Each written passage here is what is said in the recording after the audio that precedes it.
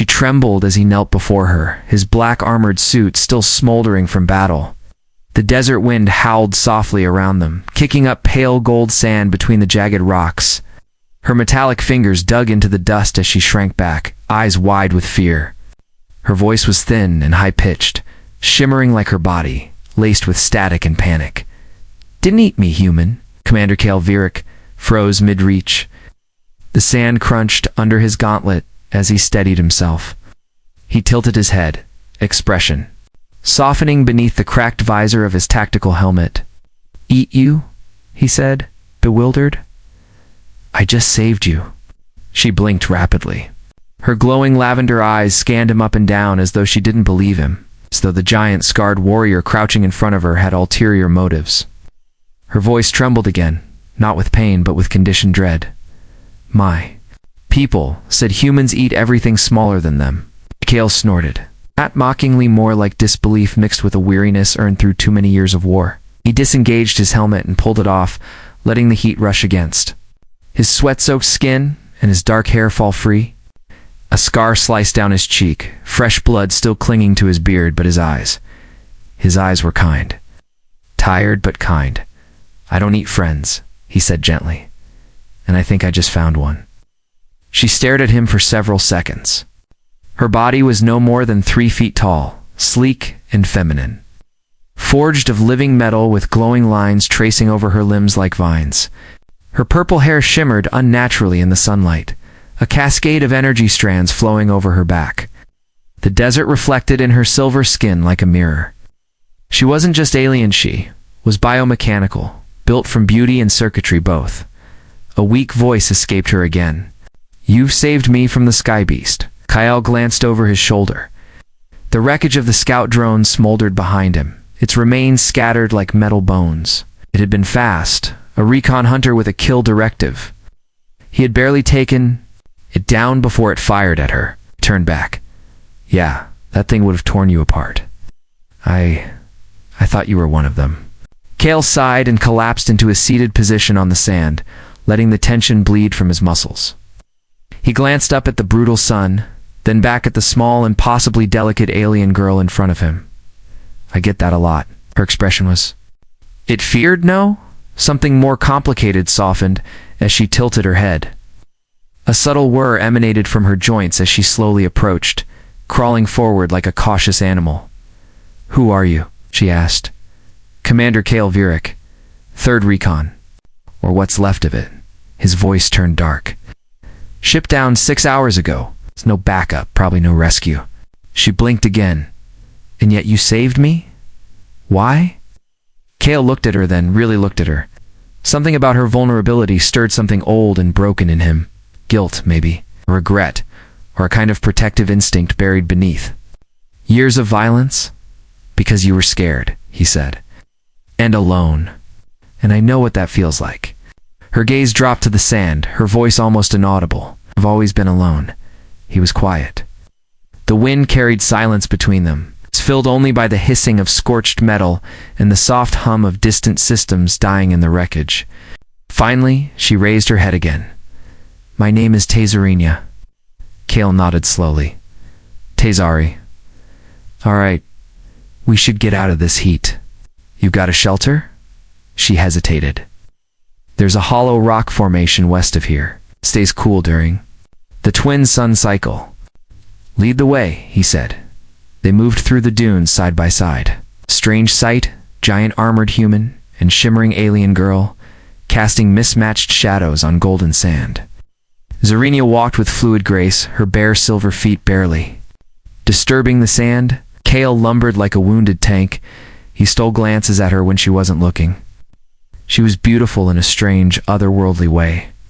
Not just physically, but the way her body adapted to the terrain, the way she seemed carved from starlight and silence. It's not built for war, but still alive in a galaxy full of death. "How did you survive here?" he asked as they climbed a narrow ridge. "My kind lived here once," she said. "Before the war machines, before your people came." Kale winced. He didn't argue. He didn't explain. What could he say that he wasn't like them? That the Earth Federation's AI experiments hadn't gone rogue under his command? That entire species like hers hadn't been slaughtered in the name of security protocols? He kept walking. The hollow rock she spoke of was more than a shelter. It was a ruin. A remnant of a long-dead civilization carved into the walls. Glowing script flickered beneath the surface. Kale recognized nothing, but Cesare ran her hands along the markings like they were old friends. "This was my mother's place," she whispered. He turned to her, crouching slightly. "Your family's gone?" She nodded. "Long ago. The machines took them." "I'm sorry." She sat on a slab of stone shaped like a bench. He sat opposite her, unclipping his water ration from his belt and offering it. "Promise," he said. "Not poison." She sipped, coughed, then smiled faintly, salty, like tears. He laughed for the first time in weeks. It caught her off guard, and she smiled a little wider. Night fell faster here. The heat died, replaced by a biting cold that forced them close. Desorina sat beside him, her small frame glowing faintly with internal energy. "Hey," he offered her the heat packed from his armor, and she accepted it without words. She turned to him after a long silence. "Why are you being kind to me, Kale Varick?" He stared up at the unfamiliar stars. "Because I've done enough harm, and maybe, if I help you, it means there's still something in me worth saving." She placed her hand on his wrist. Cold and warm at the same time, metal and soul combined. "Then maybe I'm not the only one alone anymore." He turned to her. "No, you're not." And far above them, in the darkness between the stars, something stirred watching. Hunting, but for now, in a hollow rock deep in the sands of a forgotten world, a human soldier and a tiny alien girl sat side by side. Guys, not enemies. Not monsters, just survivors together. Kale awoke to the soft hum of alien circuits pulsing around him. Faint glowing lines trailed across the inner stone walls like veins of light. The shelter was alive in a way no human structure could be. Beside him, Tesoria sat with her knees. Drawn to her chest, her luminous eyes reflecting the pale twin moons above. "Didn't mean to fall asleep," he muttered, rubbing his eyes. "You needed it," she said softly. "Kept twitching like you were fighting in your dreams." He smirked. "I always am." Kale sat up fully and checked his sidearm. Still functional. Limited charge. He turned to Desari. "You said your people lived here. What happened?" She stared at the glowing wall, tracing a symbol with her fingertip. "The Lunari were peaceful. We shared knowledge with wandering races, including humans, until they brought the sky mines." He frowned. "The Rogue is." He nodded. "You made them for war. Yet when you lost control, they turned on you and on us. We were in the way." Kale leaned forward, resting his arms on his knees. "Not all. Humans agreed. Some of us tried to stop the Federation. That's how I ended up here." She turned toward him. "You fought your own kind. I fought monsters. Doesn't matter what species made them."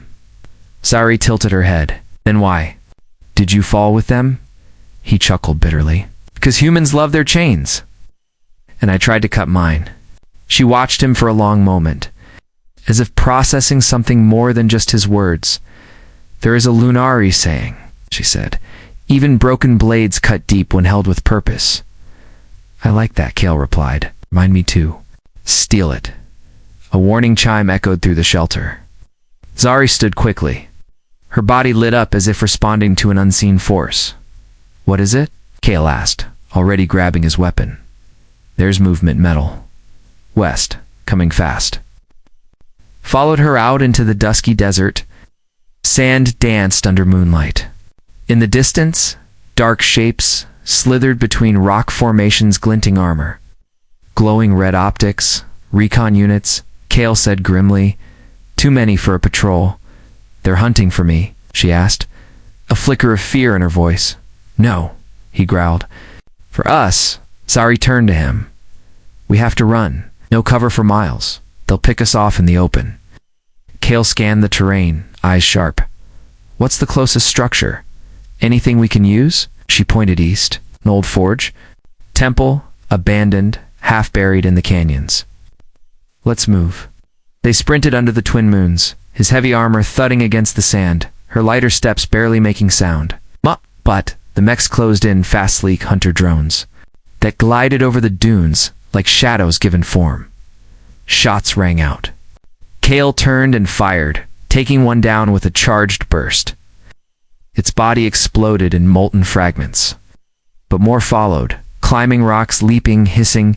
Zari skidded to a stop and extended her hand. Light burst from her palm, forming a protective shield of violet energy around them.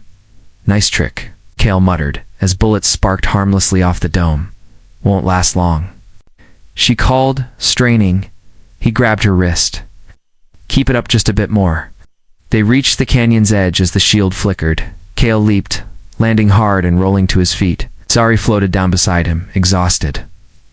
The temple was ahead, half swallowed by earth.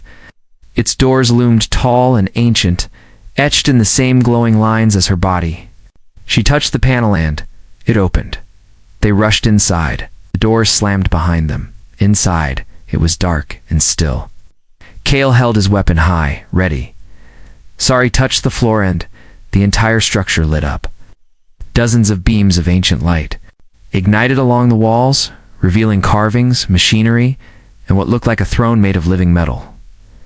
"This place," she whispered, stepping forward. "It's real. What is it?" Kale asked, eye scanning. "A forge. Where Lunari warriors were shaped, where my people turned pain into strength."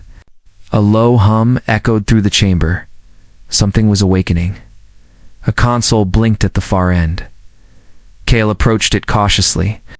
The interface responded to his presence. Symbols rearranged some now in standard galactic. Zari approached, awe in her voice. "It's accepting you." He glanced at her. "Is that supposed to happen?" "No, only Lunari bonded minds can activate the forge. I'm not Lunari." She stepped closer, placing a hand on his chest. "Maybe, not fully." Console shifted again. A panel slid open to reveal an ancient armor core sleek, humming with energy designed for a body like his. "I don't like where this is going," Kale muttered. Teziari looked up at him. "You have their blood on your hands, but you also saved me. Maybe this forge senses your guilt or your heart." He didn't move. Then the temple shook an explosion at the doors. The recon units had found them. Zari turned to him with urgency. "Put it on." He hesitated. "What if it changes me?" She touched his face. "Then let me change with you." The moment stretched then. He reached for the armor core. Pain lanced through him as the nanometal engulfed his body, fusing with his neural systems, rewriting his biology. His vision blurred. Symbols swam before his eyes. Memories not his own. Echoes of Lunari warriors filled his mind. He collapsed. Zari knelt beside him, hands trembling. The temple doors exploded open. Enemy drones surged in. Kale rose. His eyes now glowed with the same purple fire as hers. Without a word, extended his hand, and the forge answered. Lightning lanced across the chamber, vaporizing to drones.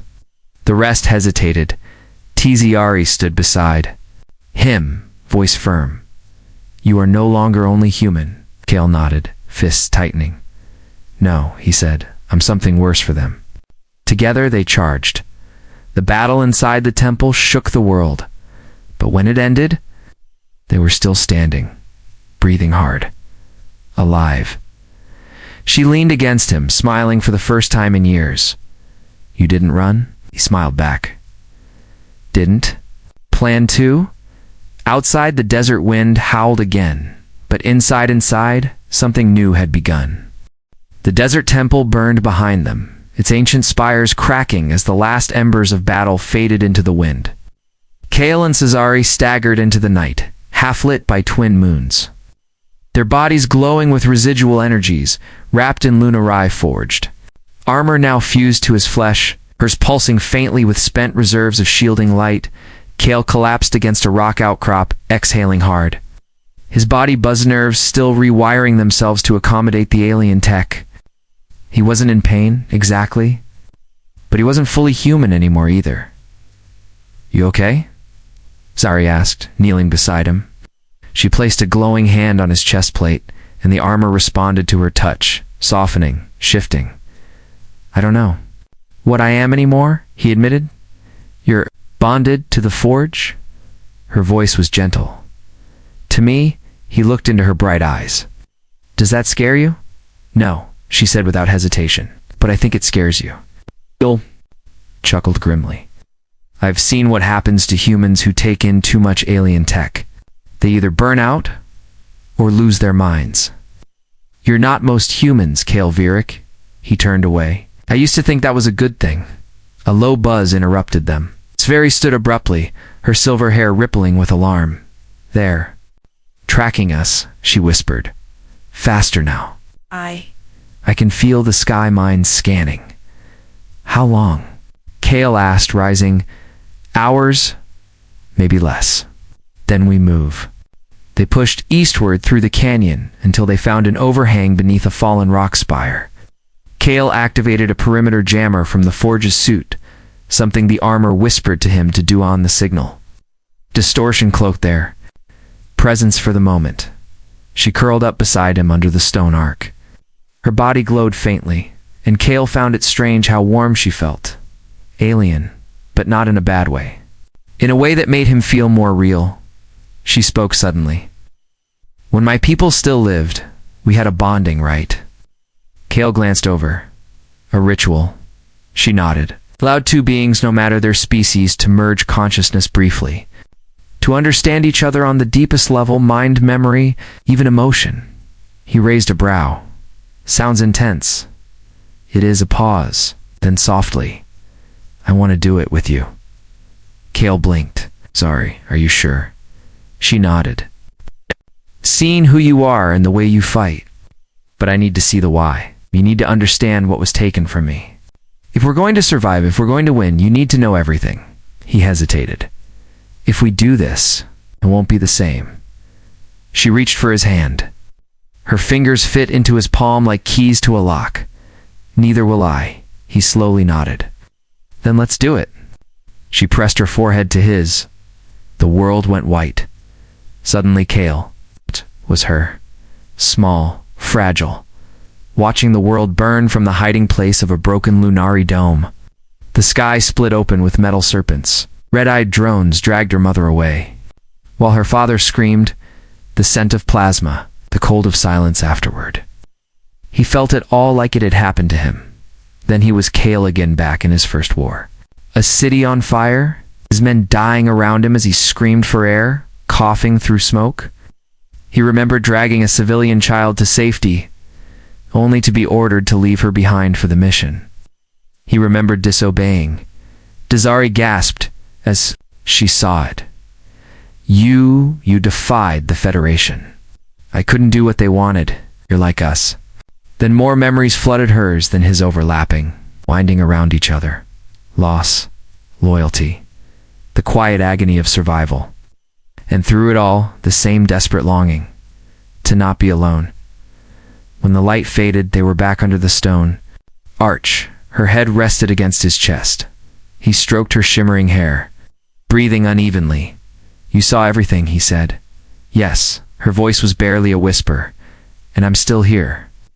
He laughed softly. You're stronger than I. Thought she looked up at him. You feel safe now? Then I've done one thing right. They didn't speak again until dawn, the next day. They began their first counterattack. Kale had spent years as a human spec commander.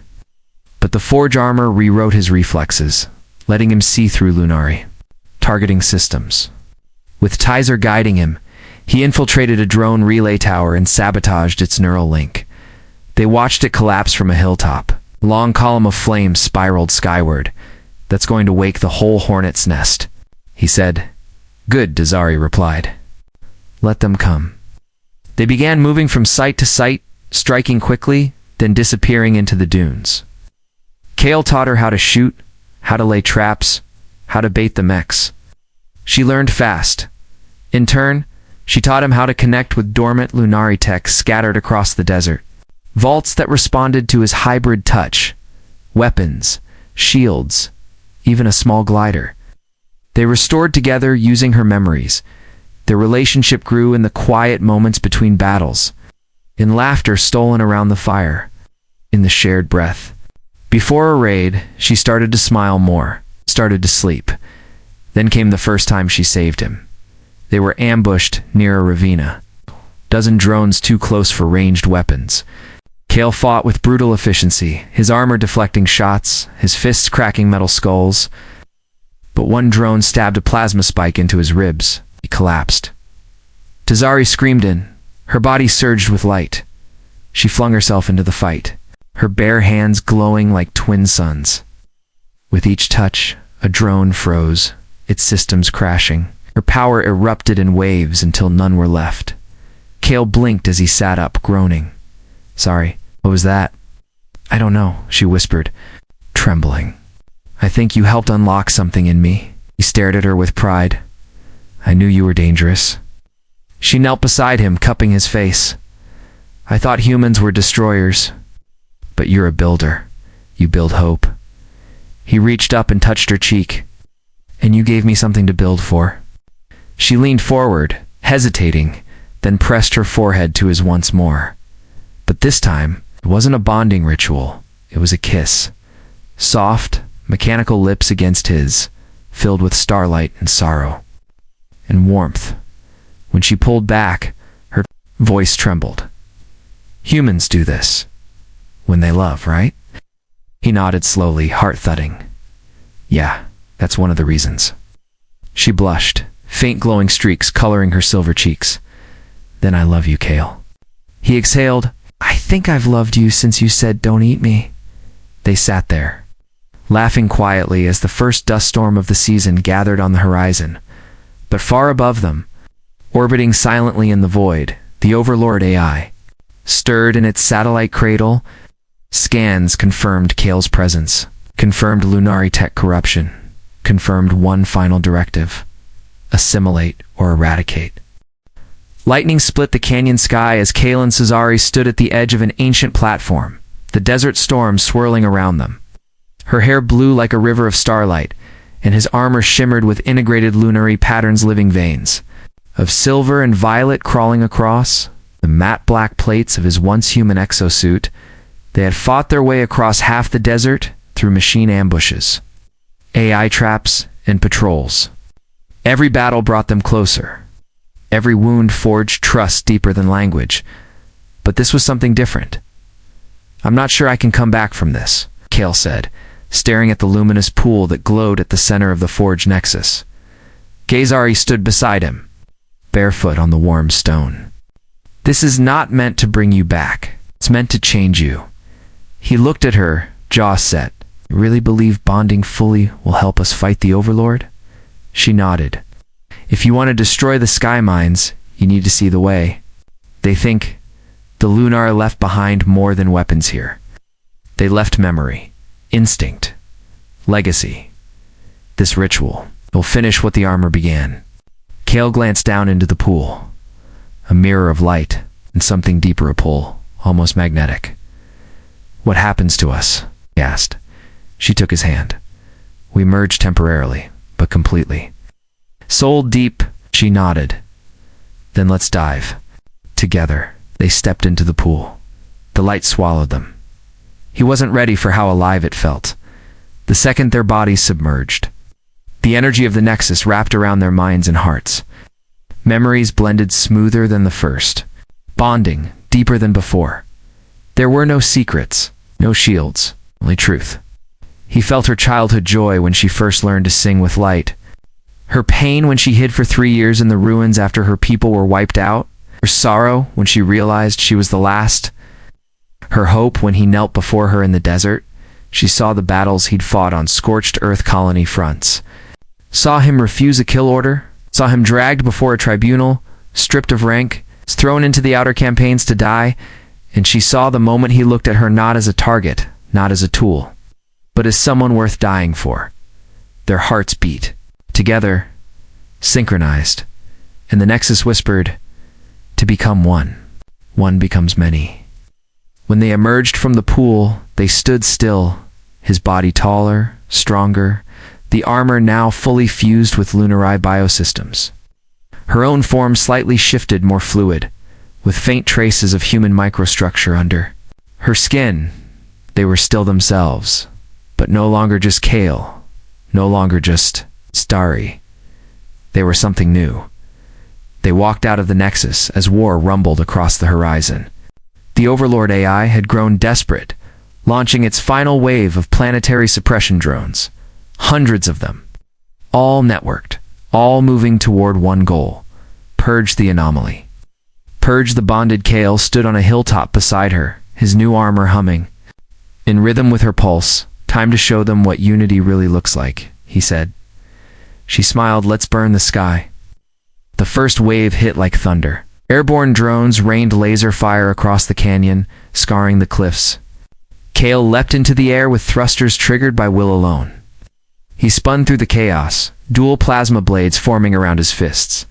He moved like lightning, faster than any human, harder than any mech. Below, Dazari formed a sphere of anti-grav energy and launched herself upward. Her voice split the era-resonant Lunari frequency that fried circuitry as she passed. With every note, drones crashed to the sand. Kale landed atop a downed mech and drove his blade into the core. The impact sent a shockwave that crumpled machines for 10 meters.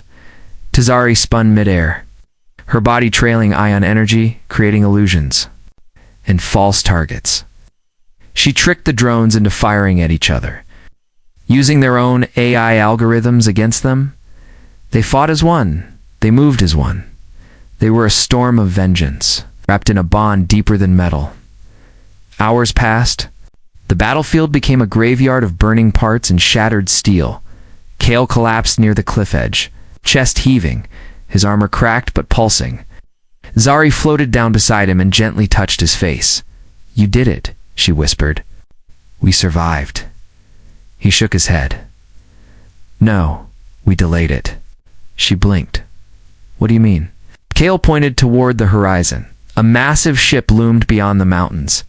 The Overlord's core Unitan AI colony fortress. It's dozens of miles across, hundreds of weapon emplacements. And beneath it, the pulse cannon array designed to emit a planetary-wide EMP. "It's going to wipe out everything," Lunari said. "Every trace of your people, every structure, every memory." Cesari stood slowly, her voice tight. "Then we stop it." He looked at her, his expression shifting. "I have a plan, but it's not a good one." She waited. "I get inside the fortress. I overload the core manually. I've done it before during the campaign on Cellin Prime." She grabbed his arm. "Oh, you won't survive that." "I don't need to survive it. You're not going alone. Can't bring you. If something happens to you." She stepped closer. "Kale, we bonded. There is no me without you anymore." He looked down at her. The violet shimmer of her skin, the glow of her eyes, the warmth of her presence. "I can't lose you." "Then don't leave me behind." He pulled her into an embrace, resting his forehead against hers. "We might not come back." She kissed him softly. "Then we die as one." He closed his eyes. "Stars help them if we live." They stood beneath the rising sun, the desert wind howling around them, the future burning ahead, two against a machine god. But they didn't flinch. They stood on the edge of the world. Kale Virik, the last rogue human soldier fused with alien technology, and Tazirinya, the final child of the Lunari, her body both song and steel. The fortress of the Overlord AI loomed in the distance, vast and unholy. It pulsed with a cold light, artificial clouds forming above it like bruises in the sky. Kale adjusted the gauntlets on his arms, watching as the integrated forge system synced with his adrenaline. The suit knew this would be their final charge. It wasn't asking for victory anymore. Only legacy. Tzari stood beside him, eyes locked on the horizon. "There's no stealthing this," she said. "They've already seen us." Kale smiled. "Grimly good. Let them be afraid." The Overlord fortress opened like a blooming wound bay, doors grinding apart, revealing legions of drone units inside. Flying machines, spider walkers, bipedal murder bots, the entire Skymind arsenal. Dazari reached for Kale's hand.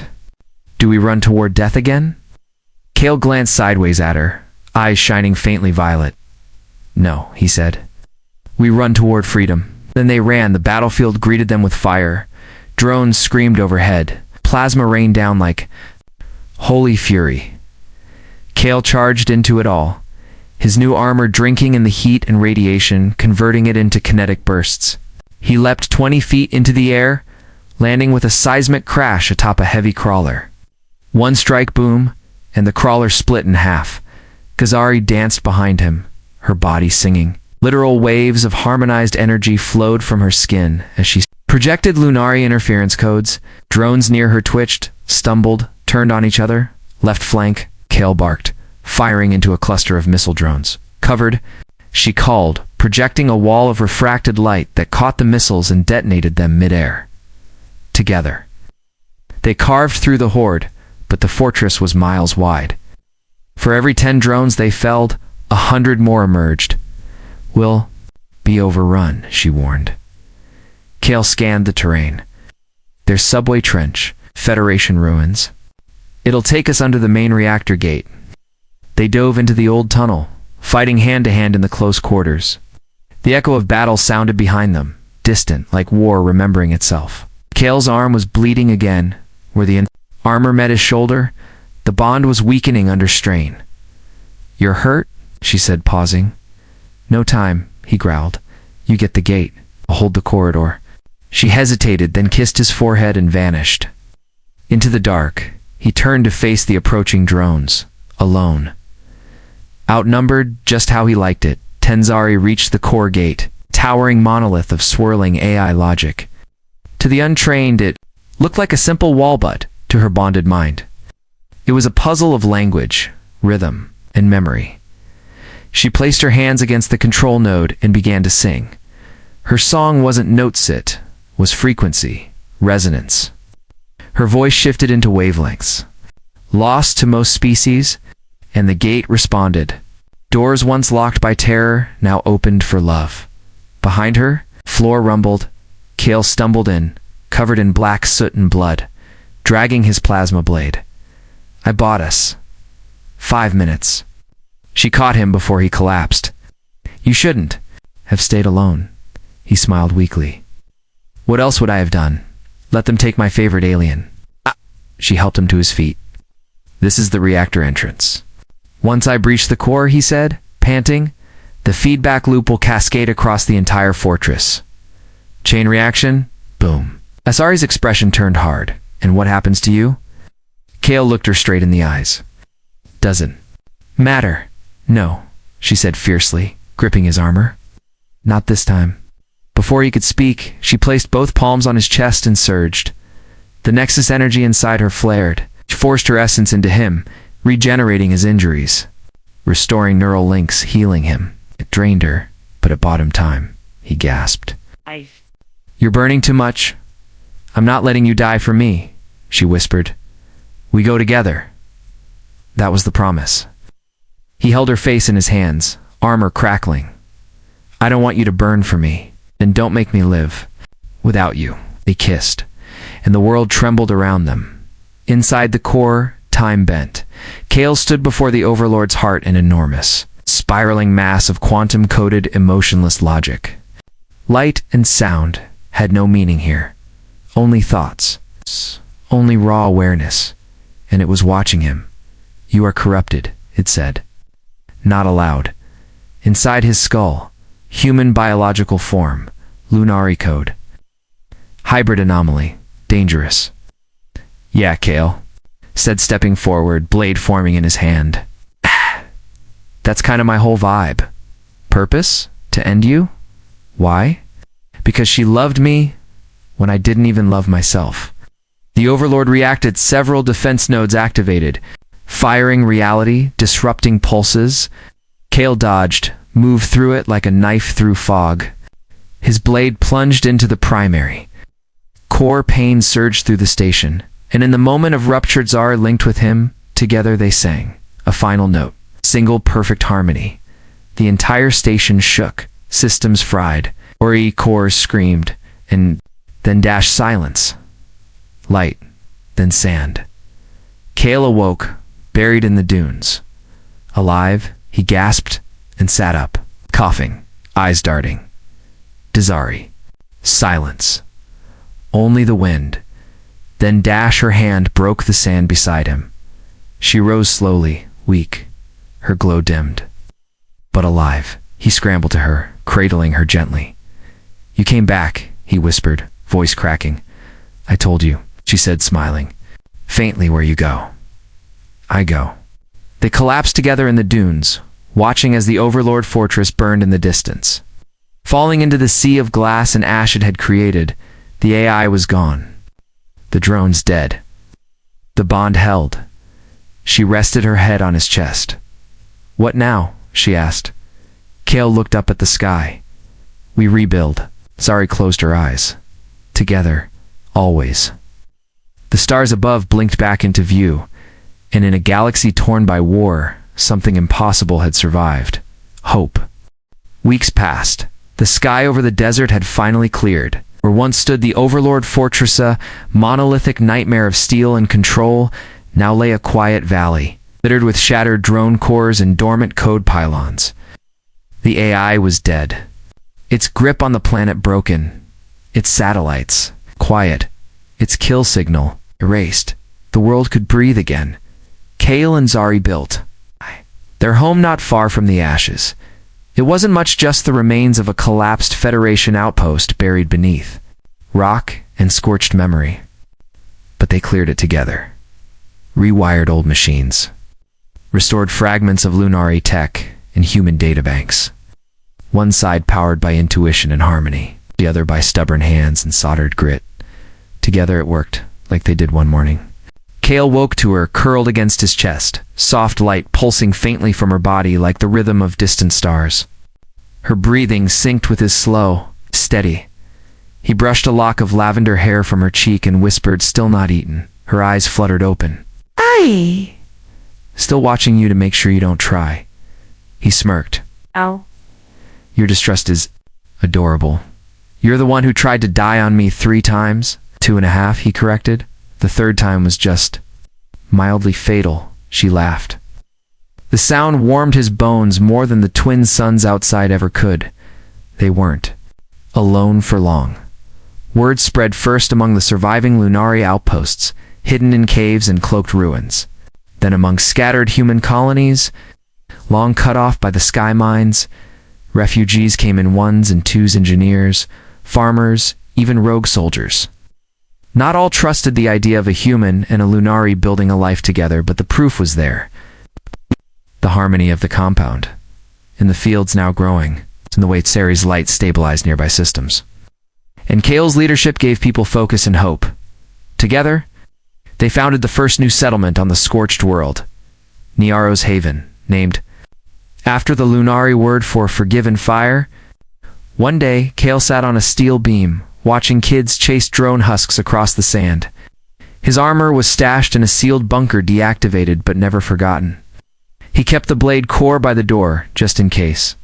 Dazari joined him with 2 mugs of spiced synth tea. She wore a tunic made of woven alloy threads, shimmering gently with every movement. Her presence still turned heads wherever she walked, not because she was strange, but because she was real. She handed him a mug and leaned on his shoulder. We received a message from Earth, she said. He blinked. Earth still exists. Barely. But they heard what we did, and they're listening. Listening to what? To us, she said. To what's possible. They want to send an envoy. He took a long sip of tea. They'll try to control it, he warned. She nodded. They can't control us. It's not anymore. He looked out across the desert, now blooming with strange, resilient flora.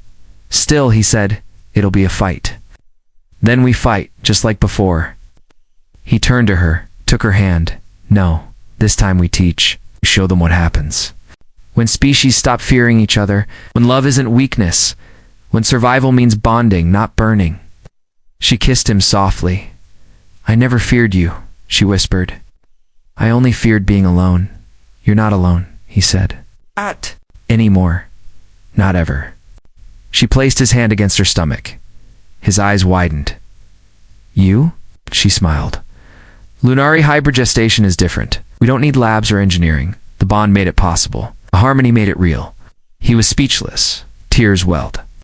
In his eyes, you're going to be the weirdest mother in the galaxy, he muttered.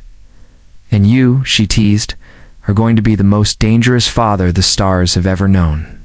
They laughed together under the rising suns. Years later, children with glowing eyes and human grit would tell the story of how their world was saved by two broken hearts who dared to trust.